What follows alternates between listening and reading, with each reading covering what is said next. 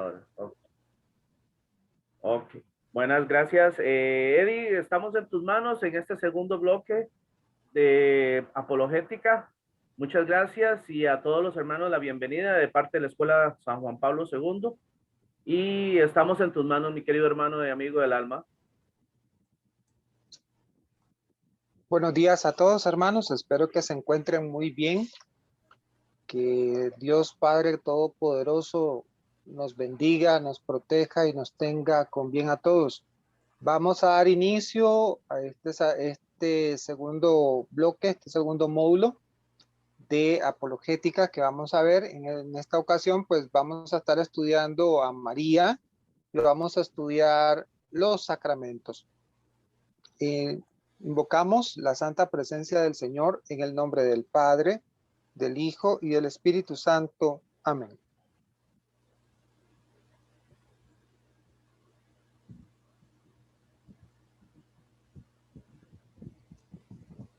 Hemos sido convocados por el Señor a través del Espíritu Santo de Dios, que así como se posó sobre la Virgen María, pues también se posa en nosotros. Aunque no seamos perfectos, como la Madre de nuestro Señor, valiente con su sí, hermosa con su ejemplo, servidora de todos, a través de la palabra de su Hijo. Te pedimos, Padre, en esta mañana, que nos regales un poquito de la gracia que le diste a tu hija dilecta María, para que así seamos mejores testigos, mejores hijos, mejores hermanos, mejores miembros de la Iglesia, a imitación de María, la madre de tu Hijo. Hoy queremos estar en comunión contigo, y para eso necesitamos al Espíritu Santo, que venga con nosotros, para que derrame el don de la sabiduría, de la ciencia, del entendimiento, para que nos mantenga unidos con un mismo pensar, un mismo sentir y seamos fieles a la palabra de Dios revelada a través del Espíritu, y seamos fieles a la doctrina de la Santa Iglesia. Te suplicamos en esta mañana que nos tomes, a pesar de nuestras fragilidades, debilidades, a pesar de nosotros. Tómanos, Señor, como instrumentos de evangelización para ser testigos a todos aquellos que necesitan escuchar de tu mensaje de salvación. Gloria al Padre, al Hijo y al Espíritu Santo, como era en el principio, ahora y siempre, por los siglos de los siglos. Amén. Bendita sea tu pureza y eternamente lo sea, pues todo un Dios se recrea en tan graciosa belleza. A ti, celestial princesa, oh Virgen Sagrada María, yo te ofrezco en este día alma, vida y corazón. Mírame con compasión y no me dejes, Madre mía. Amén. María, auxiliadora de todos los cristianos, ruega por nosotros. Quedamos reunidos, hermanos, en la santa presencia del Señor, en el nombre del Padre, del Hijo y del Espíritu Santo. Amén. Bien, hermanos, hoy vamos a comenzar un nuevo bloque en este estudio que llevamos de apologética católica. Vamos a estar unidos en esta nueva enseñanza que vamos a recibir. Es algo precioso, fascinante. El bloque 2 es muy riquísimo. Cuando estemos estudiando los sacramentos, cuando estemos estudiando Eucaristía, bautismo, confirmación, penitencia, vamos a responder muchas preguntas que nos los hacen familiares, amigos, en fin. De la misma manera, pues vamos a poder dar una respuesta y razón de nuestra fe con respecto al tema de María. Hoy vamos a iniciar estos temas los vamos a iniciar estudiando los dogmas. Vamos a hacer un repaso de los dogmas, pero más adelante vamos a ver la intercesión mariana, el Santo Rosario, vamos a ver también las revelaciones privadas, revelaciones, mensajes y apariciones, advocaciones de la Virgen Santísima María. Vamos a conocer los aspectos fundamentales de la doctrina que los tenemos que nosotros, los cristianos, que considerar para no caer en redes de falsos ni mensajes, ni videntes, etcétera, etcétera. Que eso es algo que se ha vuelto como muy a la moda. Bien, hermanos, el primer tema del día de hoy vamos a empezar estudiando directamente un dogma. No se preocupen porque allí dice tema 2. Lo que pasa es que estoy usando las presentaciones del curso de Mariología. El curso de Mariología es un curso extenso de más son 16 temas, donde se hace un estudio completo de la persona de la Virgen María. Entonces estoy ocupando las presentaciones que se dieron hace unos años. La Escuela de Evangelización ya ha tenido la oportunidad de dar el curso de Mariología, creo que 3 veces ya. Y ahora pues vamos a agarrar ciertos temas de ese curso y los vamos a dar en este bloque de apologética mariana. Muy bien. Lo primero que vamos a hacer es definir qué son los dogmas marianos. Muchas veces a la iglesia se le acusa de dogmática. Hay personas que dicen, es que la iglesia católica es dogmática. Muy bien. ¿Qué es un dogma? ¿Cómo se define? El Catecismo de la Iglesia Católica en los numerales 88 y 90 nos dicen lo siguiente.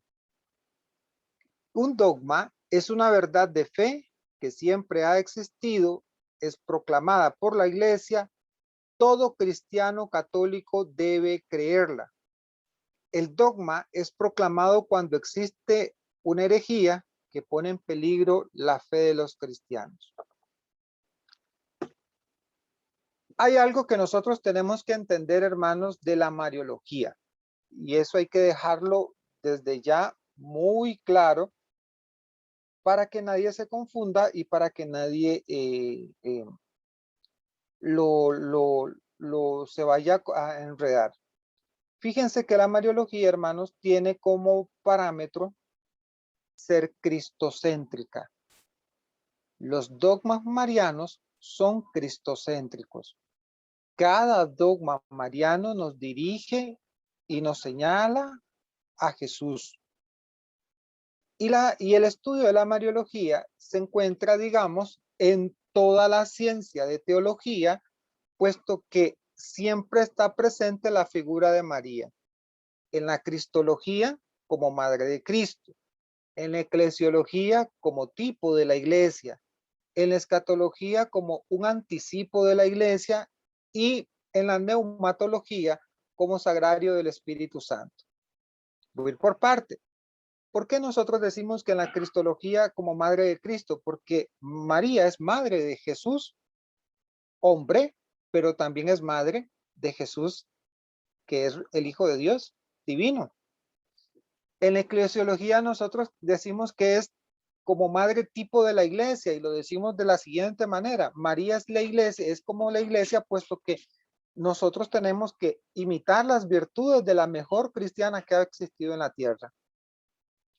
En la escatología es el anticipo. ¿Por qué anticipo? Porque María no tuvo pecado y está en los cielos. ¿Y cuál fue la recompensa de ella? Pues no haber experimentado el pecado. Y la neumatología porque nosotros la conocemos como la portadora del Espíritu Santo. Para ese término hay un término técnico, se le llama la neumatófora, que significa la portadora del Espíritu Santo. Bien.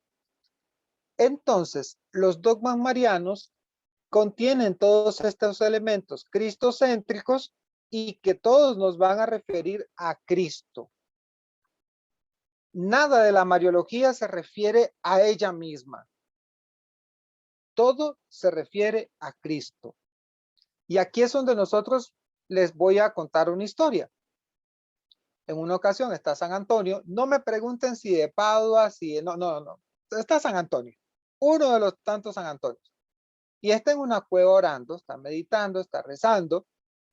Y resulta de que en ese instante se le aparece la Virgen María y le dice: hijo mío, he escuchado tus ruegos, te pido que me adores para yo concedértelos.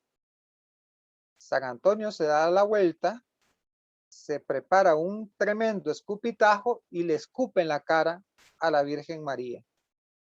En ese momento, la aparición de la Virgen se convierte en el diablo, se convierte en el mal. ¿Por qué razón, hermanos? Porque nunca la Virgen María va a pedir adoración para ella misma, porque ella no es objeto de adoración. Ella siempre nos va a referir a su Hijo Jesucristo. Hagan lo que Él les diga, hagan lo que Él les diga. Eso es lo importante, hermanos, que nosotros lo tengamos claros. Entonces, es muy peligroso. Gracias, Andrés. San Antonio, el ermitaño. San Antonio Abad, el ermitaño. Gracias. Entonces, es importante, hermanos, que nosotros podamos comprender que la Mariología es centrada en Cristo. Ninguno de los atributos marianos son propios, son dados por Dios a María y están dados por Dios por méritos de su Hijo Jesucristo, por mérito de su Hijo Jesucristo. Bien, los dogmas, entonces, hermanos, dice que son verdades de fe que siempre se han creído, verdades de fe. Entonces, nosotros vamos a encontrarnos 44 verdades de fe. La Iglesia Católica tiene 44 dogmas. Imagínense ustedes. Dogmas de que nos hablan de la existencia del hombre, de la creación, la Eucaristía, el cielo, el infierno, todos esos son dogmas de fe. Verdades que siempre han existido.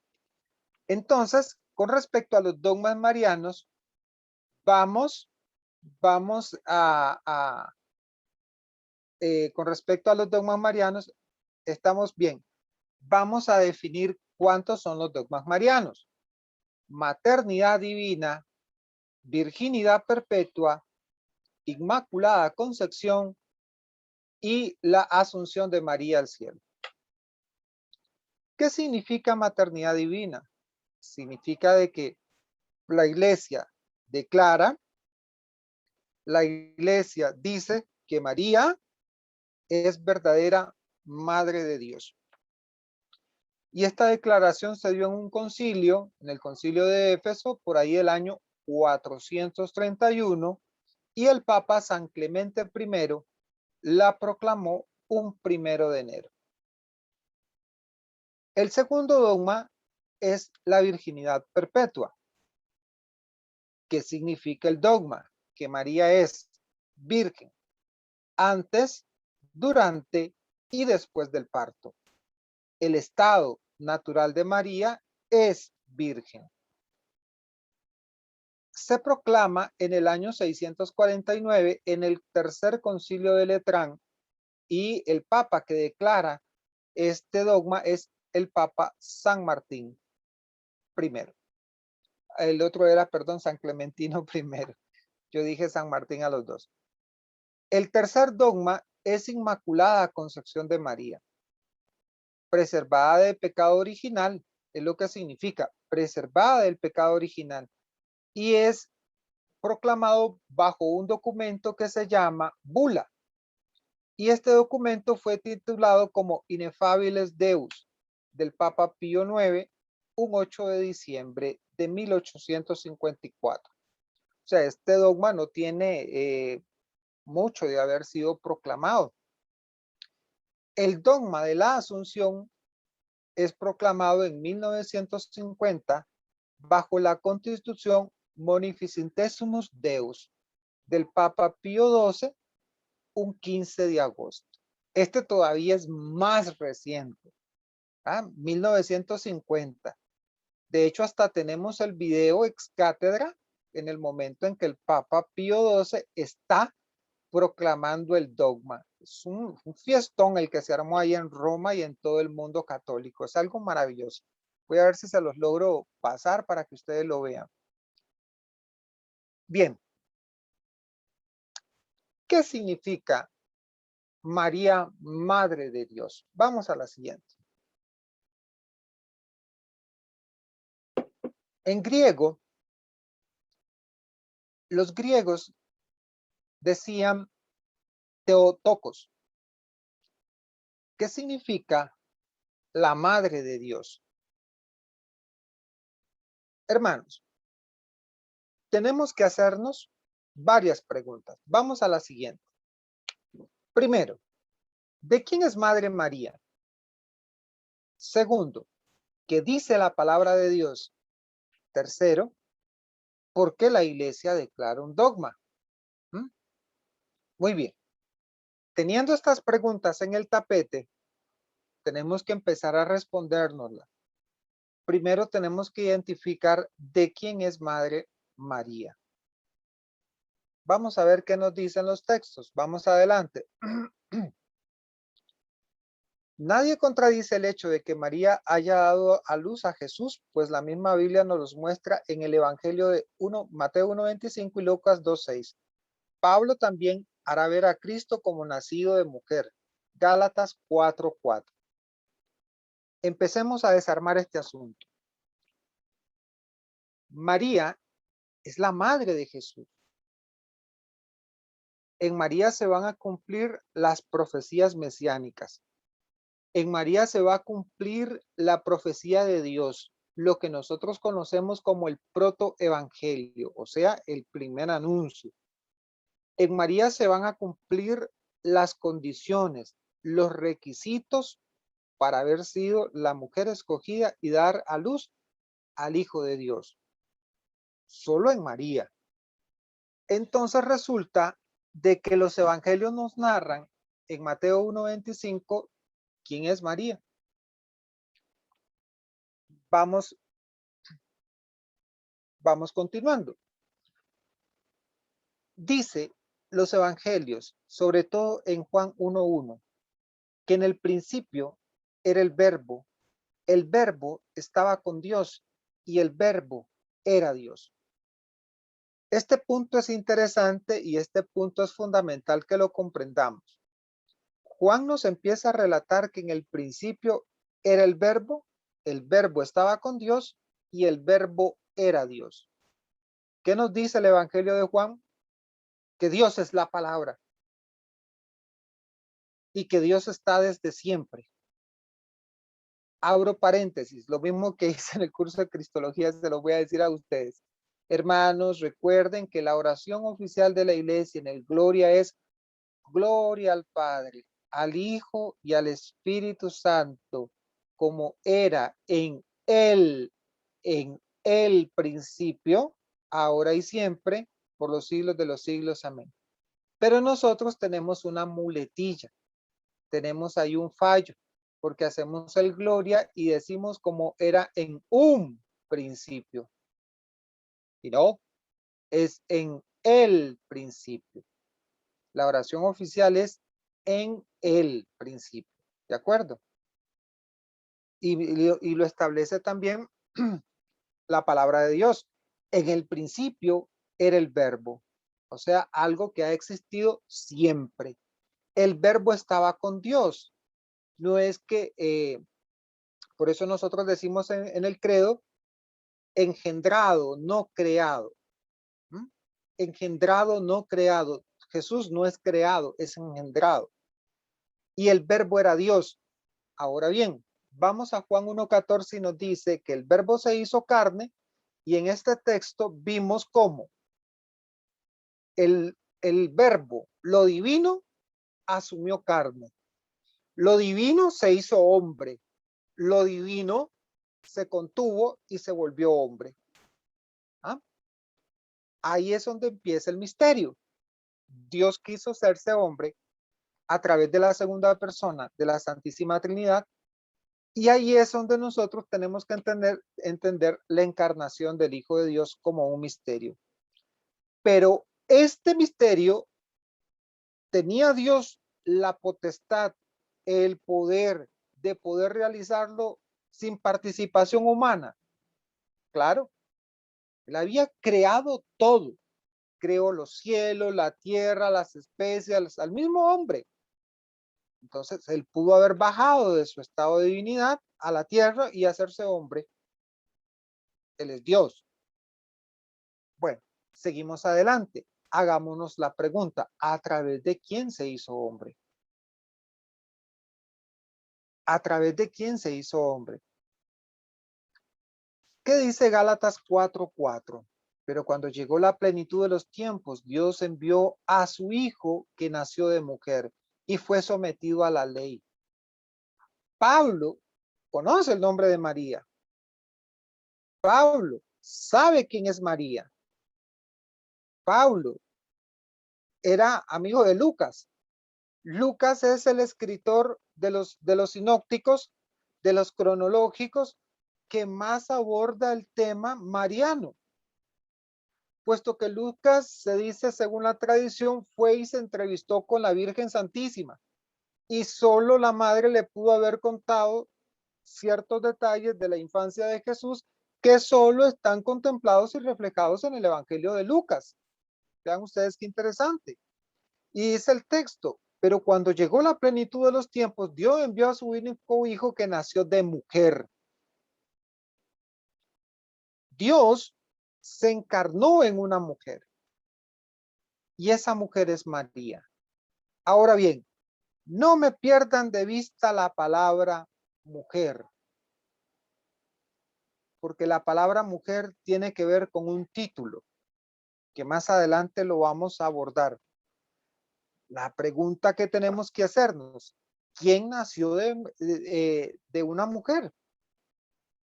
La respuesta la vamos a encontrar en Juan 1:14. ¿Quién nació? El Verbo se hizo carne. Dios se hizo carne. Dios tomó carne a través de una mujer.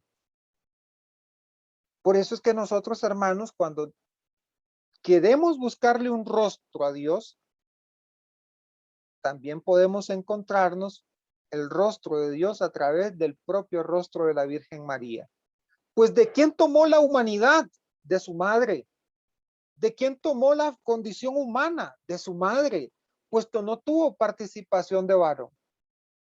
¿Se dan cuenta? Y al no tener participación de varón, 100% la humanidad que Jesús tiene, la tiene de la Virgen María. Las facciones, sus facciones físicas, ¿verdad? Su color de piel, sus ojos, los tiene a través de la Virgen María. Bien, entremos a un detalle importante. Errores respecto a la naturaleza de Jesús. Y esto es importante que lo vayamos estableciendo. Los gnósticos eran un grupo sectario del tiempo de los discípulos, ¿verdad? De la iglesia primitiva, y los gnósticos negaban la naturaleza humana de Jesús, pues decían que María solo dio el cuerpo y que después el Cristo tomó posesión de ese cuerpo. Algo así como un espíritu que toma posesión. Para los gnósticos la carne era mala, así que el valor de la encarnación perdía su sentido. Y este es un error fundamental, hermanos, que en la actualidad nosotros lo vamos a encontrar en diferentes grupos, en diferentes propuestas. Vamos a encontrarnos errores como estos. Hay personas que piensan de que la encarnación del Hijo de Dios solamente fue eso, un momento, y que Dios usó a María, le tomó su carne y ya, se acabó, no pasó nada. Y la historia nos dice otra cosa, hermanos. Pero bien, vamos adelante. Los arrianos, ¿qué decían? Este era otro grupo que también difundió errores con respecto a la naturaleza humana de Jesús. Los arrianos negaban la naturaleza divina ontológicamente hablando, o sea, de origen. Arrio pensaba que Jesús era un humano perfecto, pero no era consustancial con los padres. Los testigos de Jehová manejan esa teoría. Era divino, pero no por su propia naturaleza, sino por regalo de Dios. Los arrianos en síntesis lo que decían era, Jesús es un hombre con cualidades, con virtudes excelentes que le han sido otorgadas por Dios, pero que él no tiene naturaleza divina. Él no es de la misma naturaleza del Padre, sino que él recibe la gracia santificante como cualquiera de nosotros, nada más que en un grado superior. ¿Ven? Eso es un error de concepto. Otro grupo, un tercer error es el que no entiende la unión de las dos naturalezas. Cristo bajo una sola persona divina, lo que después se llamó como monofisismo. Este grupo de los monofisistas también pensaban que no se podían unir las dos naturalezas, la humana y la divina. Seguimos investigando. Y una cuarta herejía es la de Nestorio. ¿Qué decía Nestorio? Nestorio decía que las dos naturalezas de Jesús estaban separadas y que por esto en Jesús habían dos personas. María solo habría engendrado a la persona humana. ¿Ok? Todos estos grupos dieron distintas versiones de la comprensión que tenían de la maternidad de María. Por hoy, vamos a escuchar, o ya hemos escuchado en algún momento, puntos de vista como estos. No es posible, dicen los protestantes, de que María sea madre de Dios, porque entonces si no Dios tendría un criador. Es algo que nosotros escuchamos con mucha frecuencia. Otros dicen, no es posible que María sea madre de Dios, porque entonces si no, ella sería una diosa, ¿verdad? Y cada uno de estos planteamientos tienen su origen en estas herejías. Ahora bien, algo más interesante todavía, hermanos. Todos estos comentarios, todas estas teorías, todos estos estudios han salido de la misma Iglesia Católica. Solo para que nos demos cuenta. Porque es que nosotros tenemos que pedir mucho discernimiento, tenemos que pedir mucha oración que nos dé pastores fieles a la doctrina. Sigamos adelante. Vamos a observar un punto. Cuando María visita a Isabel, ¿qué dice el texto? Isabel fue llena del Espíritu Santo y exclamó en gran voz, ¿por qué se me concede esto a mí, que la madre de mi Señor venga a mí? Vean qué punto más impresionante. ¿Por qué se me concede esto a mí, que la madre de mi Señor venga a mí? En primer lugar, nosotros pudiéramos comprender, puesto que la traducción la estamos leyendo en español, pudiéramos comprender de que lo que está diciendo Isabel es que era un honor para ella recibir a la madre de quien iba a ser el Señor, de quien iba a ser el Señor, ¿verdad? Pero resulta que en el contexto judío solo se aplica la palabra Señor al que es el rey. Y entonces ahí es donde nosotros tenemos que agarrar la traducción en griego y comprender que, uno, esa traducción refiere a Kyrios, ¿verdad? Señor es Kyrios. Esa es la palabra que se usa, Kyrios. Y que esa palabra solo se le aplica a Dios. En el original, solo se le aplica a Dios. No se le aplica a ningún rey, no se le aplica a ninguna persona de autoridad. Solo se le aplica a Dios. Otro aspecto importante es que es una palabra revelada. Es una palabra que el Espíritu Santo da a conocer. Isabel dice, llena del Espíritu Santo. Entonces, no hay error en la aseveración de Isabel al referirse a que el hijo que tiene en el vientre María es Dios. No hay error, porque recuerden que el Espíritu Santo nos conduce a todos los caminos de la verdad. El Espíritu Santo es el Espíritu de la verdad. Usted no puede dudar del Espíritu Santo. Usted no puede dudar del Espíritu Santo, porque el Espíritu Santo es quien nos da la verdad, quien nos revela la verdad.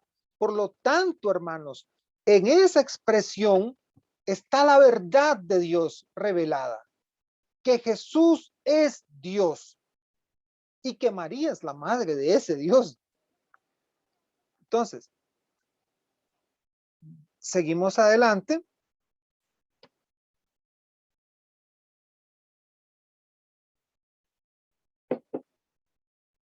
Cuando decimos madre de mi Señor,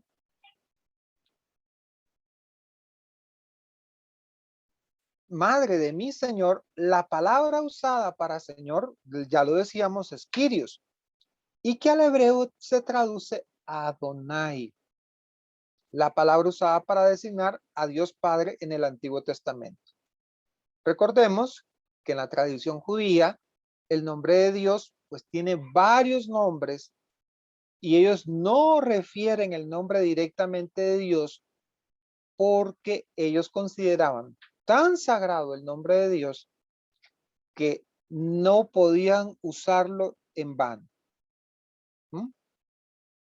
No podían usarlo en vano. Por lo tanto, era imposible que un judío de Dios de una manera superflua. No, todo lo contrario. Siempre iba a ser usado de una forma respetuosa, de una forma única y de una forma reverente.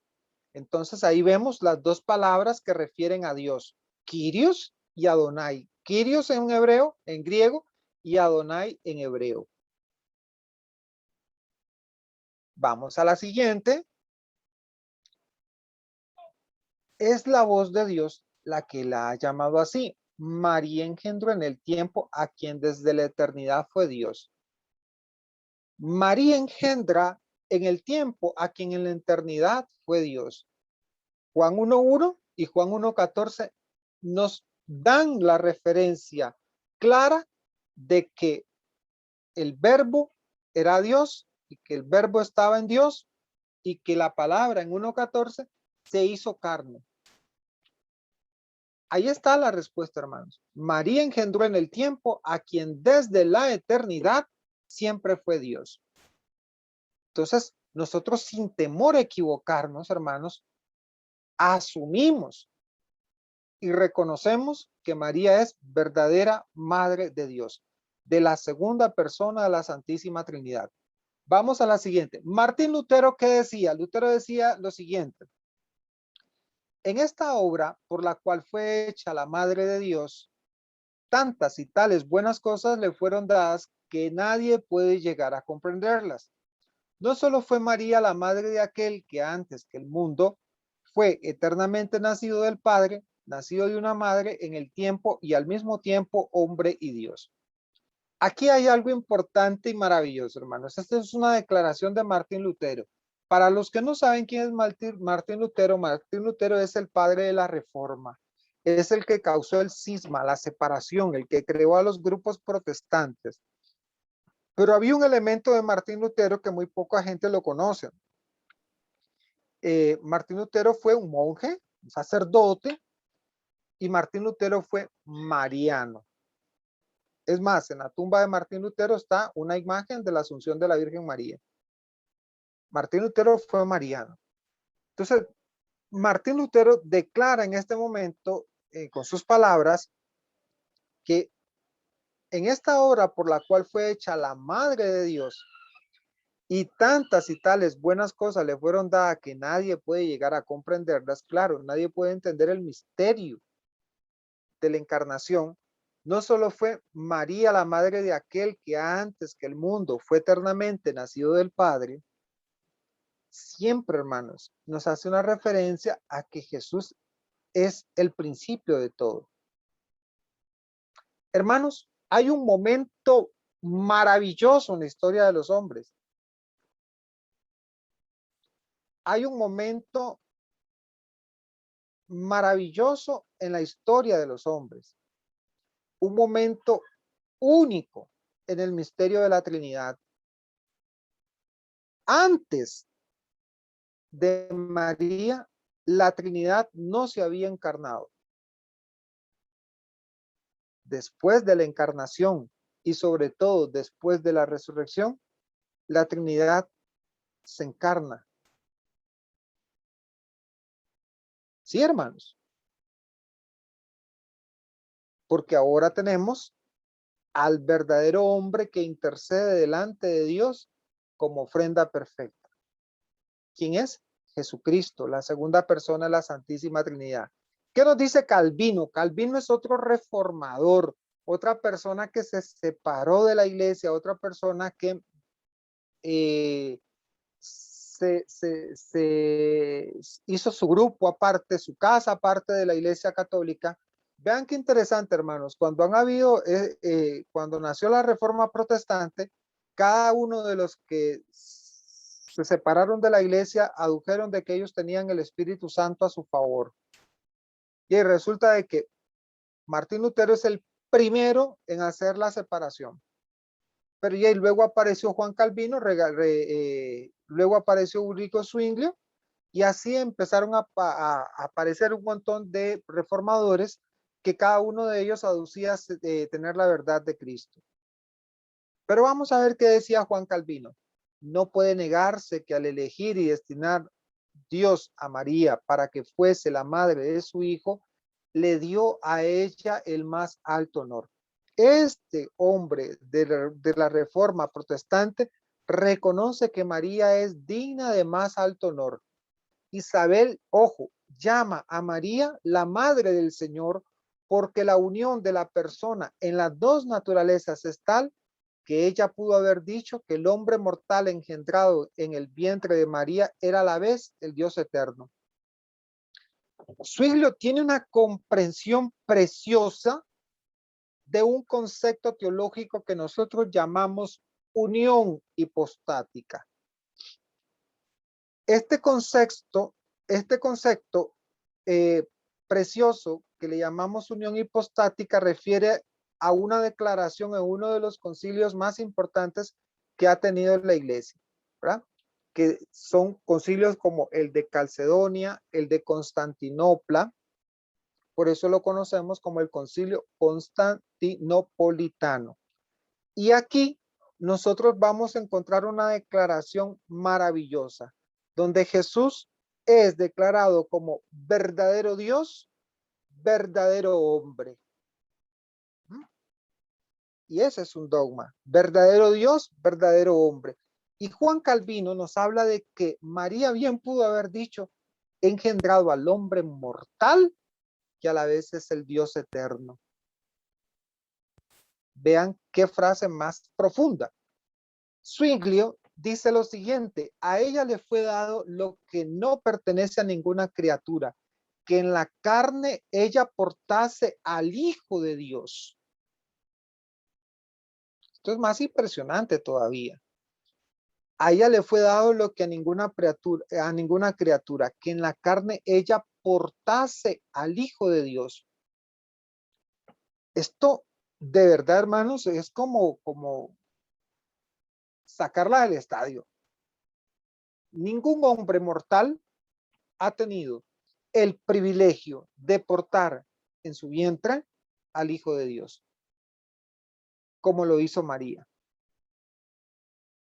Cuando nosotros veamos a profundidad un tema que se llama Arca de la Nueva Alianza, ustedes van a entender lo que significa María y la Eucaristía. ¿Va? Seguimos adelante.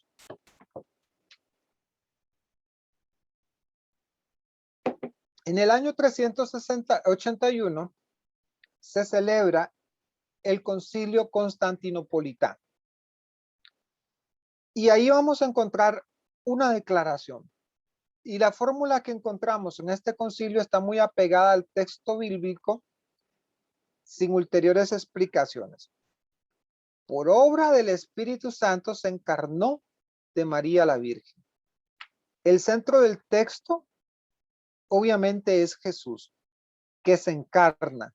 El verbo, la palabra, se hace carne a través de una mujer. Y esta acción no la puede hacer María sola. Esta acción requirió de la intervención divina del Espíritu Santo.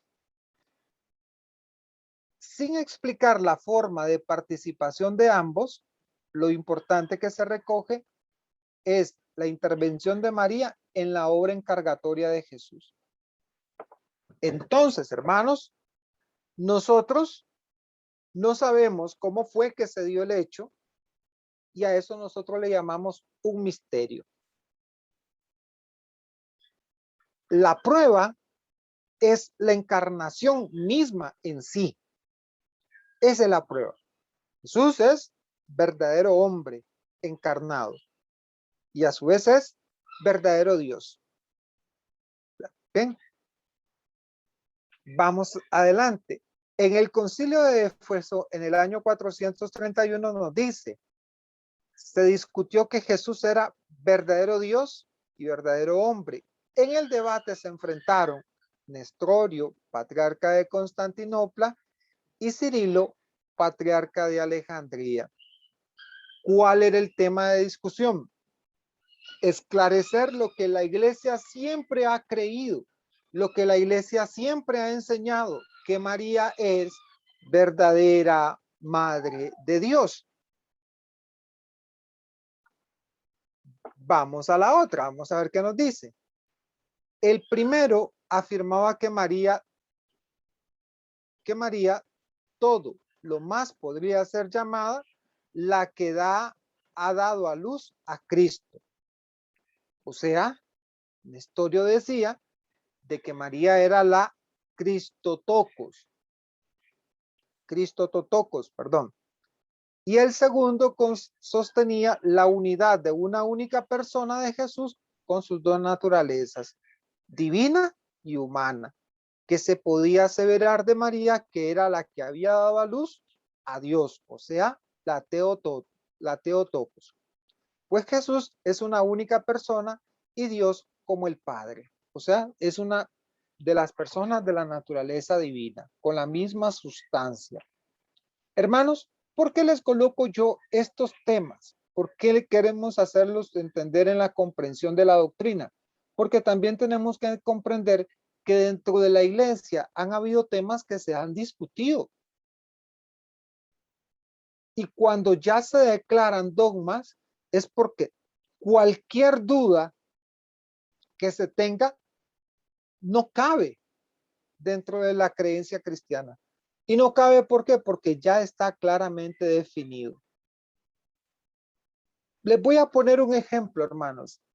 En el Antiguo Testamento, y la palabra de Dios lo dice, que Jesús no vino a cambiar la ley, no vino, sino que vino a superarla. Voy a ponerles un ejemplo muy sencillo. En el Antiguo Testamento se aplicaba aquella ley que decía ojo por ojo, diente por diente, ¿verdad? Y Jesús cambia, más que cambio, le da una plenitud, algo diferente, ¿verdad? Porque ya Jesús no dice ojo por ojo, diente por diente, sino que dice a quien te dé en la mejilla, que pon la otra.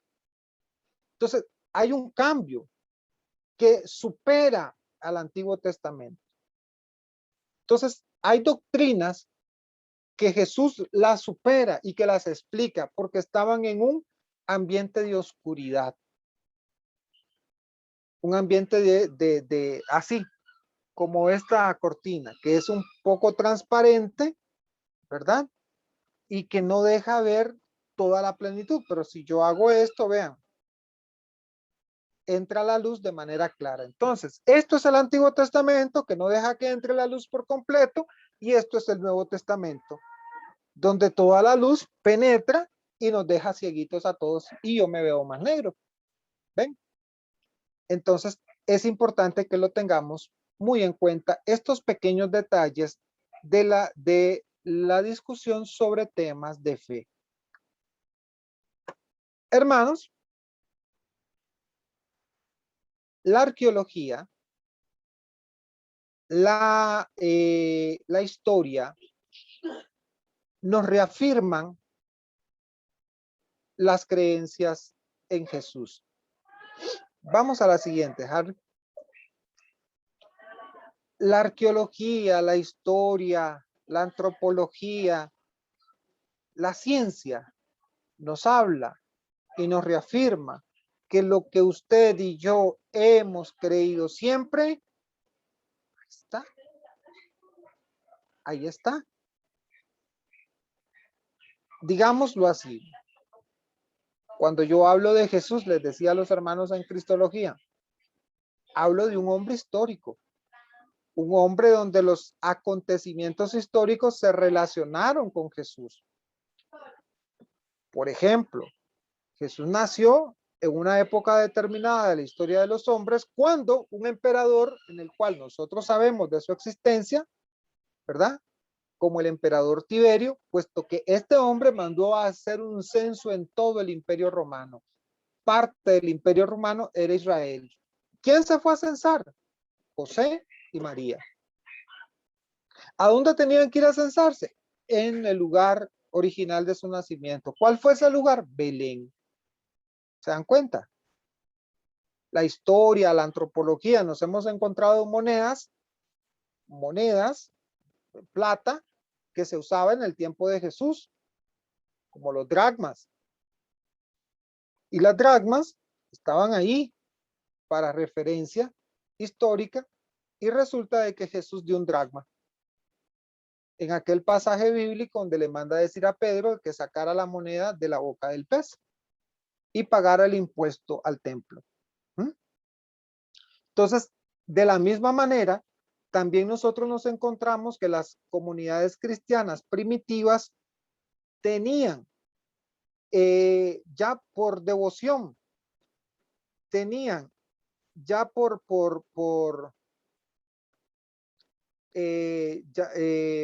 Harry, ahí va a entrar este muchacho Espino por el teléfono para que lo dejen, le des acceso. Tenían por devoción, tenían ya por costumbre dirigir oraciones a nuestra Santísima Virgen María. Y usted y yo, hermanos, nosotros hacemos una oración. Ojo, que por escrito tenemos un documento, un papiro, y que es por escrito tenemos esa referencia histórica. Desde el año 250 es la datación de ese documento, y la oración dice así: bajo tu amparo nos acogemos, Santa Madre de Dios. No deseches las súplicas que te dirigimos en nuestras necesidades. Antes bien, líbranos de todo peligro, oh Virgen siempre gloriosa y bendita. Esa oración las comunidades cristianas la hacían, hermanos. Me imagino yo cuántos santos cristianos la hicieron en los lugares de muerte, porque estamos hablando del año 250, quiere decir que estaban en tiempos de la persecución. Cuando decir que eran cristianos usted, católico, y vea, le cortaban la cabeza o se lo echaban a los leones. Esta oración la hicieron grandes santos de la Iglesia Católica, grandes doctores de la Iglesia Católica. Esta oración la han dicho miles de millones a través de toda la historia. Hemos declarado y dicho que María es Madre de Dios. Madre de Dios. Y entonces de repente me sale un hermano ahí y me dice, ¿y dónde dice en la Biblia que María es Madre de Dios?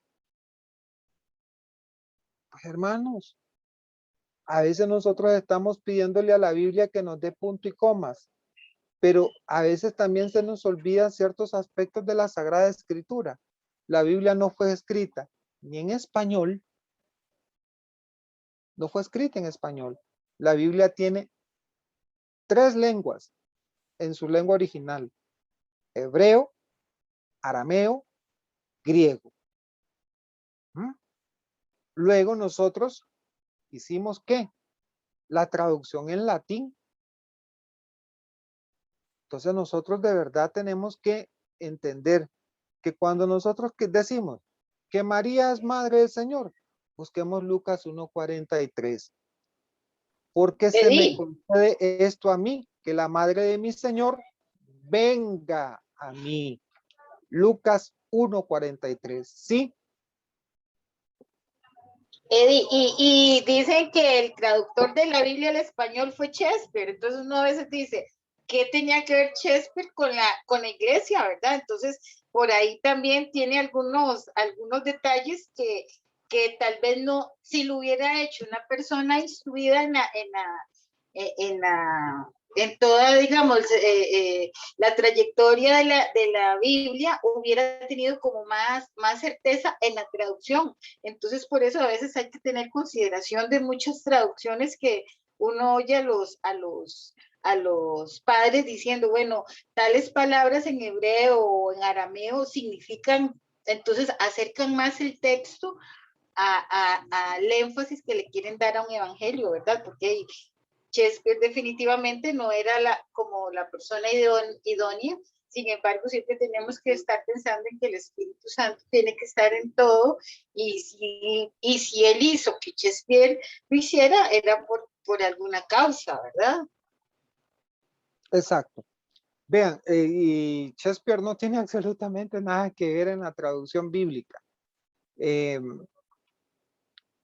La verdad es que, digamos, que las primeras traducciones bíblicas que nosotros tenemos es de latín, y esa la hizo San Jerónimo, y fue el Papa Dámaso I quien ordenó hacer esa traducción, o sea, compilar todos los escritos que andaban circulando, y es esta misma Iglesia Católica la que establece el canon bíblico. Es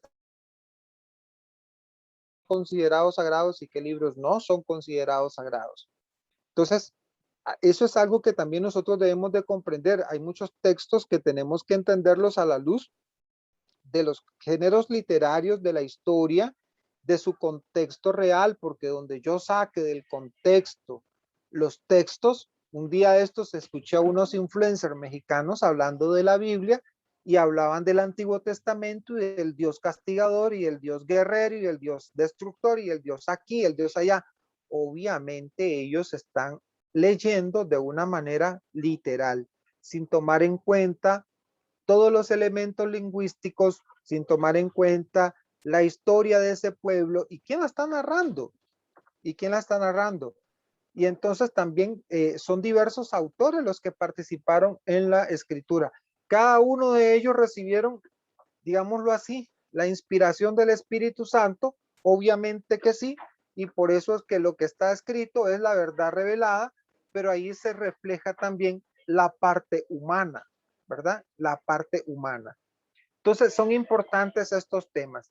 El texto clave que yo me tengo que aprender para saber de que María es Madre de Dios es Lucas 1:43. Isabel fue llena del Espíritu Santo. O sea, desde ahí yo estoy diciendo que María es verdadera Madre de Dios, puesto que el Espíritu Santo, el Espíritu de la verdad, lo ha revelado. Y exclamó en gran voz, ¿por qué se me concede esto a mí? Que la madre de mi Señor venga a mí. Voy a leerles, hermanos, y les recomiendo que los que quieran adquirirlos, ahí en la librería Juan Pablo II, está el Catecismo Mariano. Contiene 100 preguntas y respuestas de la Virgen María.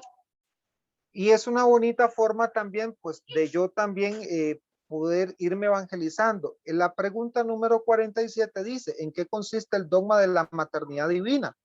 Y dice lo siguiente, el dogma de la maternidad divina consiste en que la Virgen María es verdadera Madre de Dios por haber engendrado por obra del Espíritu Santo y dado a luz a Jesucristo.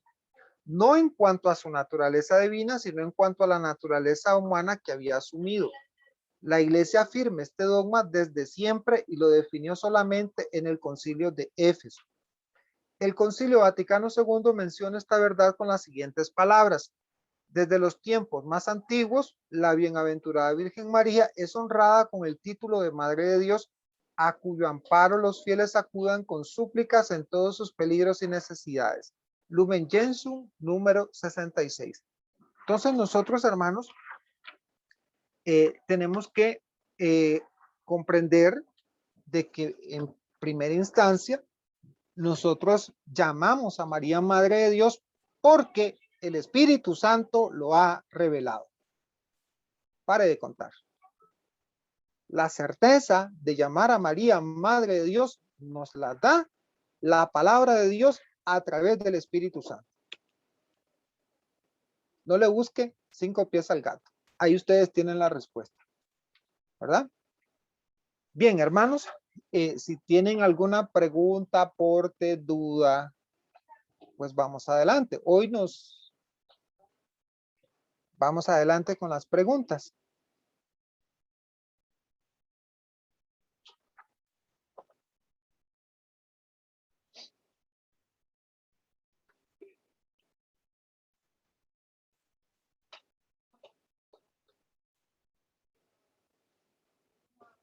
Chicos. Oiga, a mí sí me da aflicción cuando nadie me pregunta porque dije, híjole, la embarré. Están tímidos hoy. No las he embarrado, Eddie, no las he embarrado. Bueno, al menos yo estaba súper concentrado escuchándote todo lo que estabas explicando respecto a todas esas filminas, lo de los concilios y todo, que yo no los tenía muy claro, porque realmente uno, por el poco conocimiento tal vez que ha tenido durante muchos años, solo ha escuchado el Concilio Vaticano II, nada más, y ni sabe qué es, porque esa es la verdad.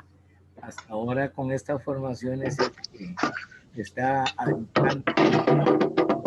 adentrando más en todos estos sucesos apostólicos, diría yo, y estamos conociendo más lo que es el catecismo católico, que yo lo tuve durante mucho tiempo y lo tenía seguro por adorno, ahora lo estoy copiando más gracias a que nos das, Santísimo.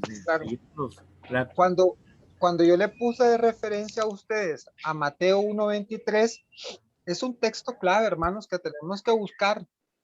No puse todo el texto para que nosotros tengamos la curiosidad de buscarlos, pero se los leo. Dice el texto: la Virgen concebirá y dará luz a un hijo. Dará a luz un hijo, uno. La Virgen va a dar luz un hijo y le pondrá por nombre Emmanuel, que significa Dios con nosotros. Mateo 1:23. ¿Qué significa la palabra Emmanuel? Dios con nosotros. ¿Quién es la Virgen? La Virgen es la madre del Emmanuel. Entonces, ¿qué significa Emmanuel? Dios con nosotros. Más claro no canta un gallo. Pero ¿qué decía Nectorio? Lo mismo que dicen muchos hermanos protestantes hoy. Es ilógico pensar que Dios tuviese madre. ¿Cómo responde la iglesia cómo responde la iglesia a esa pregunta? Si alguno no confesara que el Emmanuel, o sea, Cristo, es verdaderamente Dios y que por lo tanto la Santísima Virgen María es Madre de Dios porque parió según la carne al Verbo de Dios carne, sea anatema. Y eso lo dijo el Papa San Clementino. Vean ustedes qué duro. O sea maldito. Sea maldito. Yo vi una vez, Edith, no sé Don si... Gonzalo, démosle un segundito a Harry para que tenga la grabación. Está bien, está bien. Bueno, muchas gracias a todos los hermanos por la participación y Voy a detener un momento la grabación para que no se nos corra tanto y seguimos con las preguntas.